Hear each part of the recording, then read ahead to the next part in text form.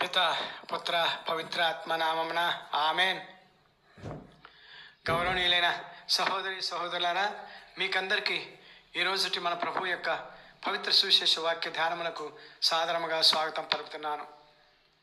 ఈరోజు మనకు మన ప్రభు అనుగ్రహించినటువంటి సువిశేష సందేశ పట్టణములు, మొదటి పట్టణము దానియేలు గ్రంథము 5వ అధ్యాయము 1వ వచనం నుంచి 6వ వచనం వరకు, మరియు 13, 14 వచనాలు, మరియు 16, 17 వచనాలు, మరియు 23వ వచనం నుంచి 28వ వచనం వరకు. రెండవ పట్టణము లోకగారి సువార్త 21వ అధ్యాయము 12వ వచనం నుంచి 19వ వచనం వరకు. ఈ రెండు సువార్త పట్టణంలోని ప్రధాన వాక్యము, ఇది మీరు సాక్షులుగా ఉండవలసిన సమయం. అవును గౌరవనీయులైన సహోదరి సహోదరులారా, పైన మన ప్రభువు ఈరోజు ఇచ్చిన ప్రధాన వాక్యం ప్రకారం ప్రతి వ్యక్తి, స్త్రీ మరియు పురుషుడు ఎవరికి వారు వ్యక్తిగతంగా, పెద్దలైతే తన జీవిత విధానానికి, యువకులైతే వారు ఎన్నుకున్న జీవిత విధానానికి సాక్షులుగా ఉండవలసిన సమయం. ఏంటా సాక్ష్యం? ఎలాంటి సాక్ష్యం అంటే, ప్రథమంగా మనం ఎన్నుకున్న ఆధ్యాత్మిక లేక మతం, ఆ మత విధానానికి సాక్షులుగా ఉంటున్నామా అని, మనం ఎన్నుకున్న మతం మనలను నీతి వైపు నడిపిస్తుందా అని, లేక అవినీతి వైపు నడిపిస్తుందా అని ప్రశ్నించుకొని దానికి సమాధానం ఇవ్వగలిగే మతమేనా మనం ఎన్నుకున్న, అనుసరిస్తున్న మతం? ఈ లోక విషయాలకు అనగా స్వార్థం, పగ, ప్రతీకారం వైపు నడిపిస్తుందా అని సాక్ష్యం చెప్పుకోవాలి. తోటివారిని కూడా నిన్ను నీ వలె ప్రేమించమంటుందా, లేక తోటివారి బాగును నేను కోరుకుంటే నేను ఎదగలేను కాబట్టి నేను ఎదిగితే చాలు అని అంటుందా? నీవు ఎలా జీవించినా జీవించు, ఎందుకంటే ఈ జన్మ తర్వాత మరో జన్మ లేదు కాబట్టి, ఈ ఒక్క జన్మలో తిను, త్రాగు, సుఖించు అని చెప్తుందా? ఇలా ప్రతి వ్యక్తి ప్రశ్నించుకోవాలి. ఈ ప్రశ్నలన్నిటికీ సమాధానం అవును అని మీకు సమాధానం అయితే నీవు తప్పుదారిలో, తప్పు మతంలో ఉన్నట్లు లెక్క. కాబట్టి సమాధానం ఇచ్చినటువంటి ఆ సాక్ష్యాన్ని మార్చుకోవాలి, ఆ మతాన్ని మార్చుకోవాలి. లేదు, నేను నీతిగా ఉంటాను, తోటివారిని నన్ను వలె గౌరవిస్తూ, ప్రేమిస్తూ, ఆదరిస్తూ, ఆదుకుంటూ, తోటివారి బాగును కోరుకుంటూ, సహాయం చేస్తూ, ప్రార్థన చేస్తూ, ఈ జీవితం తర్వాత నిత్య జీవితం ఉన్నది అని నమ్మి ఆ విధంగానే జీవిస్తూ, నిజదేవుని నమ్మి ఎన్ని కష్టాలు వచ్చినా, ఎన్ని ప్రాణాపాయ పరిస్థితులు వచ్చినా ధైర్యంగా వాటిని ఎదుర్కొని నిలబడి వారే నిజమైన సాక్షులు అంటున్నారు క్రీస్తు ప్రభువు ఈనాటి సువిశేషంలో. అంతేకాక గౌరవ సహోదరి సహోదరులారా, పైన మనం చెప్పుకున్నట్లుగా అనగా క్రీస్తు ప్రభువు కోరుకున్నట్లుగా జీవించడానికి ఇష్టం లేని వారు కొంచెం ముందుగానే తొందరగా ఆర్థికంగా అభివృద్ధి చెందుతూ గొప్పవారు అవుతారు. మొదటి పట్టణంలో నెబుకద్నెజరు కుమారుడైనటువంటి బెల్షస్సరు మరియు నెబుకద్నెజరు లాగా, అలా కాకుండా నీతికి, నిజాయితీకి, త్యాగానికి, నిస్వార్థానికి, సహోదర ప్రేమకు ప్రాధాన్యత ఇచ్చేవారు నింపాదిగా, నిలకడగా అభివృద్ధి చెందుతారు, ఎదుగుతారు. కానీ వీరికి ప్రాణాపాయం ఎక్కువ, బెదిరింపులు ఎక్కువ, హింసలు ఎక్కువ ఉంటాయి. అవి వారి ఇంట్లో అయినా ఉండవచ్చు, సమాజంలో నుంచి ఉండవచ్చు, దేశాలలోని ప్రభుత్వాల నుంచి అయినా ఉండవచ్చు. కారణం ఏమిటంటే వీటన్నిటికీ నిలయడైన హింసలు పొందేవారు నమ్ముతారు కాబట్టి, క్రీస్తు కొరకు జీవిస్తారు కాబట్టి. ఈ క్రీస్తు విశ్వాసులకు ఈ బెదిరింపులు నాగరికత లేనప్పుడు ఉన్నాయి, నాగరికత ఉన్న ఈ రోజుల్లో కూడా ఉన్నాయి. అందుకు ఒక ఉదాహరణ కూడా తీసుకుందాం. ఉదాహరణకి ఈరోజు మన భారతదేశం స్వాతంత్రం వచ్చిన కొత్తలో శాంతియుత, సౌభ్రాతృత్వ, స్వాతంత్ర, గణతంత్ర, ప్రజాస్వామిక దేశంగా ఉన్నట్లు భారత ప్రజలకు మాటపట్టుగా లిఖిత రాజ్యాంగాన్ని ఆనాటి ప్రథమ స్వాతంత్ర ప్రభుత్వం ఆమోదించిన రోజు ఈరోజు. అందుకు ప్రతి భారత పౌరుడు ఆనందించాలి, గర్వించాల్సిందే. అదే సమయంలో ప్రతి పౌరుడు ఆత్మ పరిశీలన చేసుకుని ఎవరికి వారు సాక్ష్యం చెప్పుకోవాల్సిన రోజు కూడా ఇది. ఎందువల్లంటే స్వాతంత్రం అనే మాటలోని ఇమిడి ఉన్నటువంటి మత స్వాతంత్రం భారతదేశంలో ఉన్నదా అని ప్రశ్నించుకోవాల్సిన రోజు వచ్చింది. ఆత్మలకు ఎవరికి వారు సాక్ష్యం చెప్పుకోవాల్సిన రోజు కూడా వచ్చింది. గౌరవనీయులైన సహోదరి సహోదరులారా, మన ఆత్మలకు సమాధానం చెప్పుకోలేని పరిస్థితులైనటువంటి ఈ రోజుటి భారతదేశ పరిస్థితుల గురించి భారతదేశపు గొప్ప కవి, గీతాంజలి రచయిత, జాతీయ గీత రచయిత, నోబెల్ బహుమతి గ్రహీత 1913 సంవత్సరంలో వారు నోబెల్ బహుమతిని పొందారు. అయినటువంటి రవీంద్రనాథ్ ఠాగూర్ గారు రాసినటువంటి గీతాంజలి పుస్తకం ఈ రోజుకి 1015 సంవత్సరాలు అవుతుంది. అయినప్పటికీ మన భారతదేశం రవీంద్రనాథ్ ఠాగూర్ గారు కోరుకున్న స్థితికి రాలేదన్నట్లే అనిపిస్తుంది.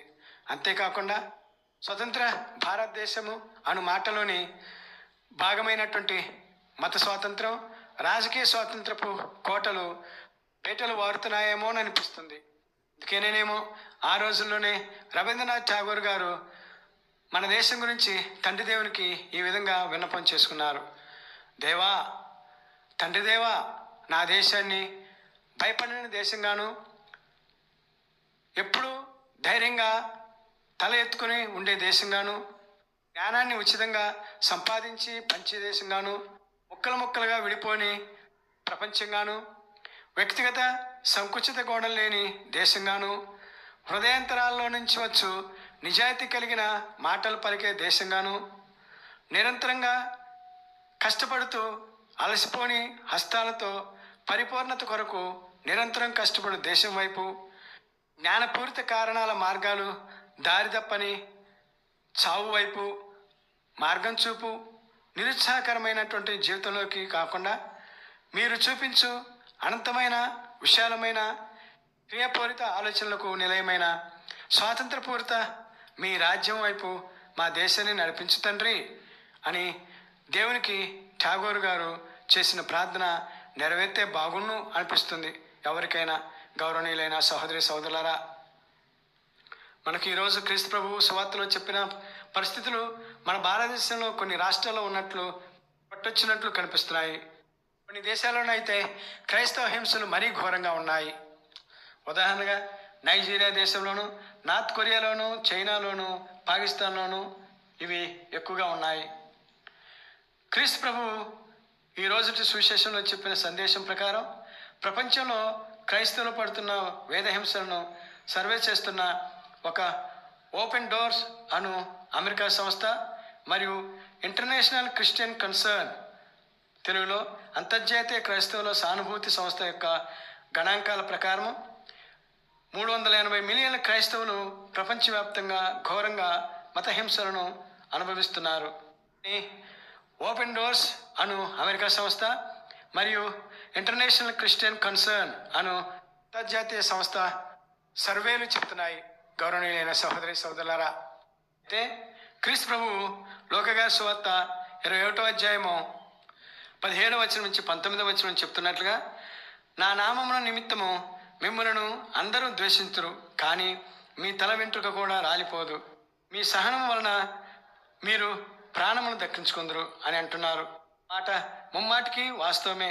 కానీ అలా అని మనతోటి సహోదరి సహోదరులు క్రీస్తు ప్రభువు నామమున వ్యక్తిగతంగా గాను, కుటుంబ పరంగా గాను, సామాజిక పరంగా గాను, సంఘ పరంగా గాను, దేశాలలోని ప్రభుత్వాల పరంగా గాను వేదహింసలు అనుభవిస్తున్న వారి కొరకు, క్రైస్తవులను హింసిస్తున్న వారి కొరకు కూడా, వారి యొక్క రక్షణ కొరకు కూడా క్రీస్తు ప్రభుని వేడుకోవటం మన బాధ్యత ధర్మం.